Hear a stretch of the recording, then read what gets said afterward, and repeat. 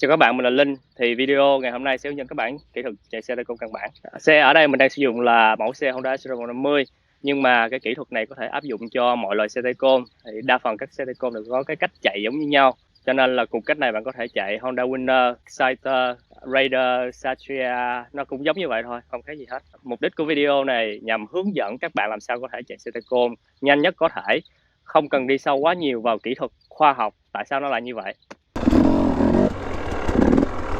Tay ở bên trái này gọi là tay côn, như thế này gọi là nhả côn, như thế này gọi là bóp côn hoặc là ngắt côn, ở chính giữa như thế này gọi là âm côn. Thì ở bước 1 này, cái bạn cần làm quen đó chính là thứ nhất, tìm được cái điểm ăn côn. Cái thứ hai là làm quen với thao tác vừa nhả côn vừa tăng ga, làm sao để cho xe không bị tắt máy. Bóp côn vào, gài số 1 nổ máy. Thì khi mà bạn nổ máy, tay bạn vẫn bóp côn, cho dù bạn có lên ga đi chăng nữa, xe nó vẫn sẽ không di chuyển. Thế sau khi bạn đã đề máy rồi thì cái tay côn của bạn cần nhả ra từ từ và thật chậm, cho tới khi cảm thấy xe nó bắt đầu nhích lên chút xíu. Đây là xe nó đang tự di chuyển đây, thì mình giữ nguyên ở đó và không nhả thêm nữa. Cái lúc này mình đệm đều ga chứ không nhấp nhả tay ga, xe nó sẽ bắt đầu di chuyển. Và bóp côn để dừng lại.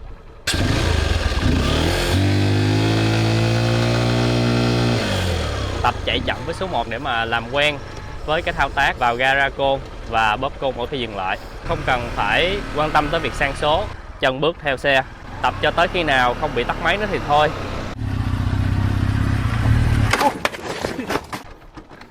Nếu khi đang tập mà bạn bị chết máy như thế này, bóp côn vào, đề và tiếp tục tập lại từ đầu.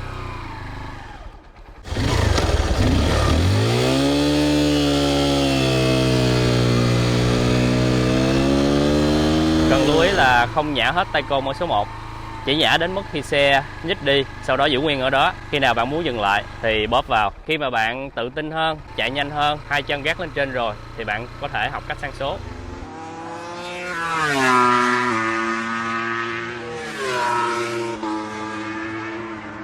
Vòng số của xe côn sẽ hơi khác với xe số bình thường một chút xíu. Ở dưới cùng là số 1, móc lên 2, lên 3, lên 4, lên số 5. Số mo thì nằm chính giữa số 1 và số 2. Đạp xuống để vào số 1, móc lên để vào số 2.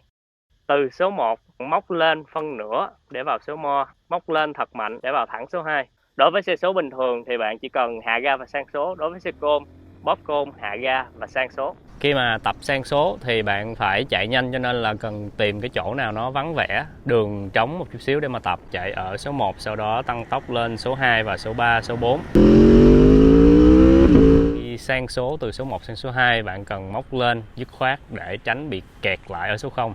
Ngoại trừ số 1 ra, số 2, số 3, số 4, số 5 thì bạn có thể nhả hết tay côn. Ngón tay lúc nào cũng phải ở trên cái cần côn như thế này, sẵn sàng bóp côn để dừng lại.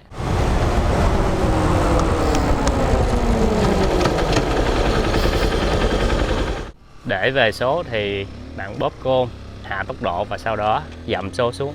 Mỗi khi mà dừng lại thì bạn cần trả về số 1 để mà bắt đầu lại từ đầu. Bạn đạp cần số xuống hết mức có thể, không đạp xuống được nữa, tức là bạn đang ở số 1. Để trả về số 0 thì đầu tiên bạn trả về số 1. Sau đó móc nhẹ lên để ý cái đèn mo. Số cao thì phải đi cùng với tốc độ cao. Khi sang số, nếu mà bạn cảm thấy xe chạy giật giật giống như là sắp tắt máy thì có nghĩa là bạn không đủ tốc độ để đi cái số đó.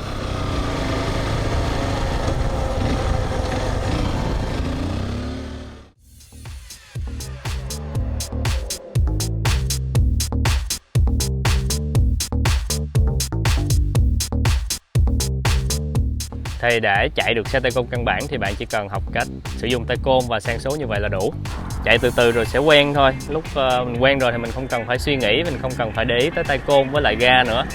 Lúc đó thì lên xe là tự động chạy được thôi. Nhưng mà nếu mà muốn chạy giỏi hơn thì video này chưa đủ đâu, bạn còn cần phải học nhiều thứ lắm. Nhưng mà nếu mà bạn chỉ cần đủ biết chạy xe tay côn để đi phượt, đi du lịch như thế này là đủ rồi. Cảm ơn bạn đã dành thời gian xem video.